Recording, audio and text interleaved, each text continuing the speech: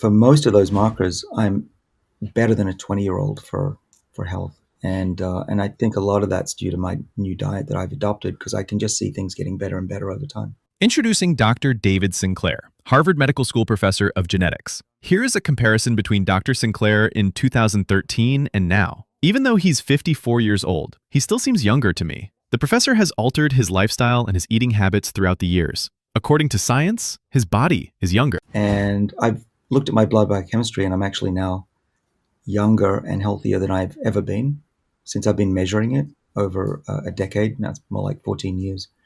And I can plot various parameters: testosterone, glucose, the list goes on, inflammation, blood type, blood cell composition. And for most of those markers, I'm better than a 20-year-old for health. In this video, we will get straight into his scientific discovery in 5 parts. First, the exercise rules to longevity. Second, most important eating habit to longevity. Third, the foods he eats for longevity. Fourth, the supplements he takes daily. Lastly, the foods he avoids for longevity. By living a healthy life, you can slow that rate of aging and prevent this corruption of the body's software and even reboot it. Dr. Sinclair's advice on exercise is simple. To exercise 3 times a week and lose my breath. You want to be able to be moving so fast that you cannot carry out a conversation easily. That's when you know you're becoming hypoxic, low in oxygen. And this low oxygen, we think, is a very good stimulator of this stress on the body. And your body responds in a positive way to build muscle, get better blood flow, and also your tissues will put out chemicals that slow aging. So really, if you can just lose your breath for 10 minutes, 3 times a week, that can give remarkable health benefits, lowering the rates of disease by 30%. The most important eating habit for longevity is Eat less often. It's not just what you eat, it's also when you eat. And this constant eating, 3 meals a day plus snacks, is making us age faster than we need to. I like to eat within a period of about 6 hours a day. Over time, learned to do is skip meals. I'm not always successful. Sometimes I have breakfast in beautiful places. But my goal is to not eat a large meal until dinner. And then I eat a very healthy vegan. What is the science underlying the advantages of time-restricted eating then?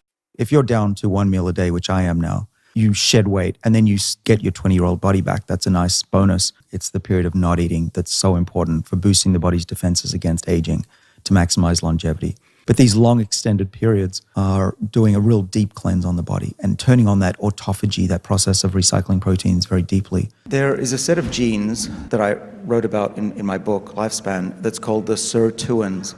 And they get turned on when there's not enough energy in the body. So if you don't have a lot of sugar in your bloodstream or a lot of protein, they will get turned on. And they defend the body against the damage that causes the aging. Certain diseases, type 1 diabetes, multiple sclerosis, even cancer, those diseases seem to also benefit from fasting, including when you combine chemotherapy with fasting. You get this double benefit for many types of cancers. Here is a practical tip from Dr. Sinclair for anyone who wants to start intermittent fasting. Trick is that you want to fill your body with fluids. For me, constant coffee, tea, hot water, all the way through the day, being hydrated and filled with liquid takes away any feeling of hunger. Also nuts. If you you need to eat something, a bit of protein is known to take away the feeling of hunger rapidly. You want to have at least 16 hours of not eating or not eating very much. And then you can have 8 hours. So typically that means having a late lunch if you skip breakfast, or if you prefer to skip dinner, skip that. But that gives my body this long window, more than 20 hours of not having glucose circulating from the external world. Now, what happens when you do that, and it takes a few weeks for your body to adapt, is that your liver will learn how to compensate for lack of food. It's called gluconeogenesis. The generation of glucose from your liver, it actually overcomes the feeling of hunger.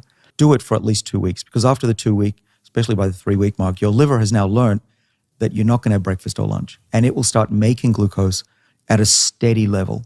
That's really important because it's known that if you have these spikes of glucose, it leads to hunger when it crashes after a big meal. So, during the 6-hour span of eating window, what does Dr. Sinclair eat? I went almost completely to plants, and my body has responded. I look better. I think my skin is better. I feel better. My memory is certainly better. You just look at those populations and people that live a long time, they are generally smaller, women who don't eat much, who eat vegetarian.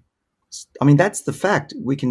Does he consume any plants then? Instead, he concentrates on what he refers to as stress plants. The idea of xenohormesis is central to this development. According to this theory, some chemicals, like plant polyphenols, which show signs of stress in plants, may be advantageous to another organism that consumes them. By triggering the animal's cellular stress response, the anticipated advantages include increased longevity and fitness. Well, the xenohormesis concept, Conrad Howitz and I coined this term in the mid-2000s, trying to explain why so many plant molecules are good for us. It just cannot be a coincidence. And we came up with this idea really prompted by a 2003 Nature paper that we co-published that found at least 20 plant molecules called polyphenols that activate the sirtuin enzyme called SIRT1. And when I looked into it, these polyphenols do remarkable things to the body.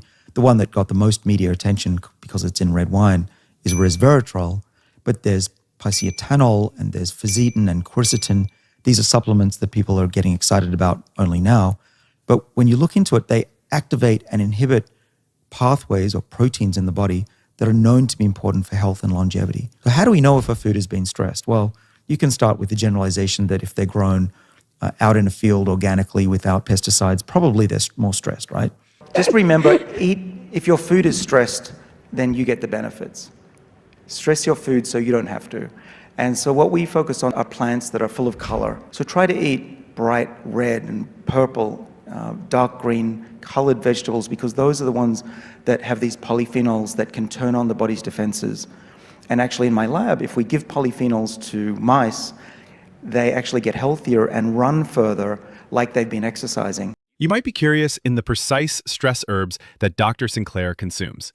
Green tea, a stress-relieving beverage rich in polyphenols, is something Dr. Sinclair likes to drink in the morning. I drink matcha tea most mornings, which is the very thick, dark green, creamy green tea.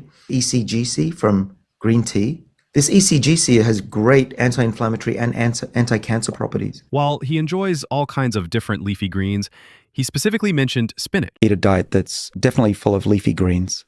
Particularly spinach is great because it's got the iron that we need, plenty of vitamins. Olive oil, which is frequently used in Mediterranean cookery, works well for cooking. A lot of olive oil with oleic acid, which activates sirtuins as well. The Mediterranean diet is the one that I think is likely to be the easiest to do in the Western world and to have the biggest bang for the buck. Dr. Sinclair says the Okinawan or Mediterranean diets are good options for people who would find the fully vegetarian diet difficult to follow. He followed these diets for decades before switching to a plant-based diet. You were on the Okinawan diet for quite some time, right? Yeah, I was. It's mostly carbohydrate, so there's a fair amount of rice, but probably could have done better with a bit of brown rice. White rice sends your glucose through the roof. Right. But mostly what I was eating were Chinese or Japanese vegetables that I could get at the local market. So they're organic, fresh, green, full of vitamins, and soy. Mostly it was that. It was a plant-based, soy-based diet with a little bit of fish. Dr. Sinclair is frequently mentioned as recommending the use of 3 supplements. Please be aware that Dr. Sinclair is not endorsing any brand and does not endorse any before we examine it in further detail. He doesn't market any dietary supplements. New theory of aging. We used to think that antioxidants were the cure to aging. And if you go to the supermarket, you'll still get a lot of that bull. It's not true. Antioxidants have been really unsuccessful at lengthening the lifespan of anything, even a worm. It doesn't work that well.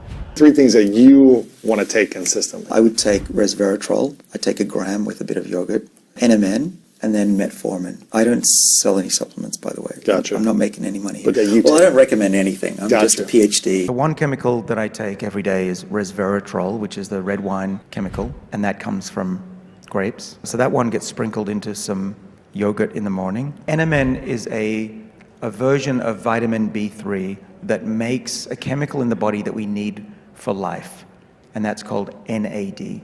And as we get older, we make less and less of this. And without NAD, these sirtuins that we discovered, slow aging, remember the genes that we discovered? They don't work without a lot of NAD.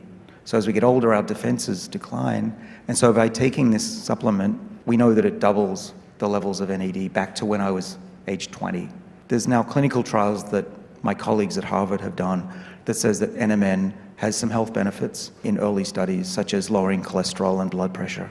and so I take that one every day as well. Third one is metformin. Metformin is a little bit more controversial because it's a drug. It's just classified as a drug. That doesn't mean it's necessarily dangerous. In fact, it's one of the world's safest drugs. It's used for type 2 diabetes to control blood sugar. And what's been found is that people who take metformin tend to live a lot longer. Even those who don't have type 2 diabetes, there's evidence that they are protected against cardiovascular disease and frailty and even Alzheimer's disease. Let's now examine the foods that Dr. Sinclair eliminated from his diet in order to live a long life. Sugar. The big killer is sugar. Glucose, particularly fructose, is also pernicious. And if you give animals lots of glucose, and especially fructose, they will get fatty liver disease, they'll get diabetes. It's really bad. The best predictor of your long-term longevity that we know of is your blood sugar. When you've got high blood sugar, it attaches to a lot of proteins in your body. You become caramelized. Cancer cells, by the way, love sugar. They live on sugar, and that's another reason why you should try to keep it low. Try to avoid too much fruit, berries, particularly fruit juice. Definitely avoid that sugar high. Spiking your sugar is not healthy in the long run. Your body can make its own sugar. Your liver makes sugar. You just need to wait 2 weeks for it to get used to it. Our liver is pretty lazy, but after 2 weeks it learns, in the morning I have to make some sugar. And what I found is that my liver making sugar is a lot smarter than my eyes and my mouth eating sugar. There's even an order at which you can eat your meals to reduce the blood sugar spike. You can put the sugar at the end of the meal. You can quit something, but you don't have to be draconian about it.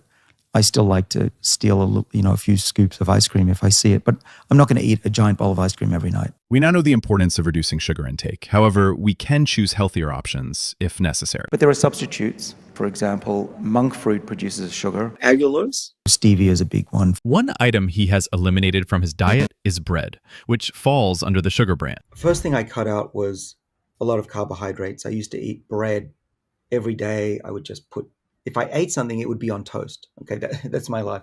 I cut that out and have found immediate improvements in my biochemistry levels, particularly my glucose levels. Is that if you eat a piece of toast for breakfast or heaven forbid, a giant glass of orange juice, you'll have this spike in sugar and you'll feel great. But then your body will put out too much insulin and suck that glucose out of your bloodstream and put you into a glucose deficit.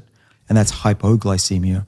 And then you're hungry. You've got ghrelin coming out into your body and you feel hungry and you need to eat something. I'm at a state, though, now where I don't get those rises and crashes. My liver is putting out glucose from when I wake up till dinner. And I've never been so focused. I've never been so brain fog free. Because these crashes, what they do is they make you feel shaky or tired and brain fog. And I wish I'd done this in my 20s and done it my whole life because I've really never felt better because of it. The next thing I cut out was meat.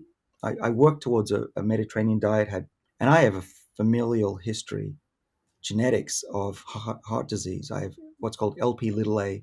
But that was very important, was the cutting out meat. And it's not just the protein, it's also the fat that comes along with the steak and whatever that I was eating. Well, I love meat. I would love to eat meat. It tastes really good. It's just the science says plants give you better bang for the buck for longevity than meat. The protein that's in plants has a ratio of amino acids that stimulates these longevity genes, the sirtuins, and another one called mTOR. And if you always eat meat every meal, your body's just not fighting aging the way it could if you ate more plants. I mean, you can eat meat occasionally. Fish, for example, has a lot of great omega-3 fatty acids. So I'm not against meat. I just think try to focus more on plants if you can. Third change was the dairy. I did that just to see what would happen. I figured it wouldn't matter. I'm not allergic to dairy. I'm not lactose intolerant. But it did have an effect. It made things even better. And what I think is going on, Shane, is that I was eating a large amount of protein, not just fat, but eggs and all that stuff. And now that I have less protein, I think that mTOR pathway that's really important for longevity in animals and probably people is really kicking in a way that had never done so before. The new research just over the last 2 years says that drinking alcohol every day is really not good for you. So I've cut out alcohol and I've focused on plants. Here is one final film from Dr. Sinclair, though, in case you are unable to give up your wine. In the case of red wine, choose grape varieties that are stress sensitive. Pinot Noir is one of the most sensitive, if not the most sensitive grape variety. And that's why it has the most resveratrol of any other type of wine.